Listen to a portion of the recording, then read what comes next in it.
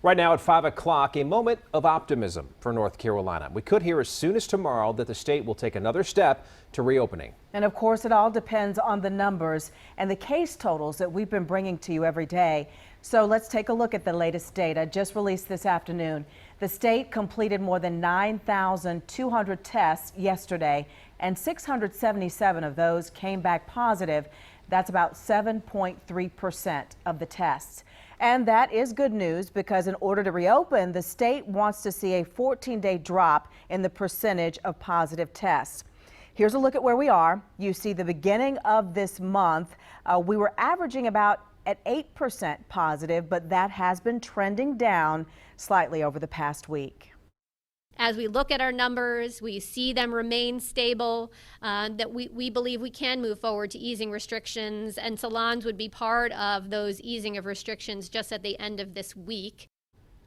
Along with hair salons, here's what would also be at stake in phase 2, restaurants and bars indoors, public playgrounds, and more people will also be allowed to gather in groups. All of these things will allow people to move a bit closer together. And that obviously leads to more chances as well that the virus could spread. Yeah, and leaders in one local town are so concerned about that. They're talking about having their own restrictions just for them. Let's go right now to Channel 9's Elsa Gillis, who's live in Davidson. And Elsa, you say in the next hour, town leaders are going to talk about those restrictions.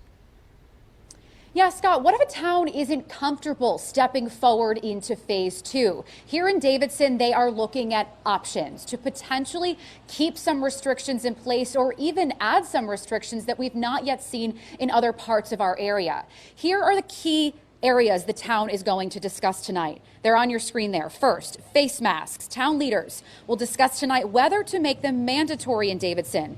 We've seen that as a rule across the country, but not here.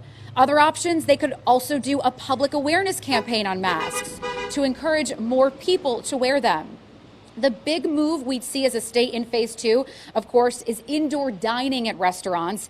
Davidson has a few options they're talking about tonight, keeping indoor dining closed, only allowing outdoor dining, or allowing them to open with social distancing.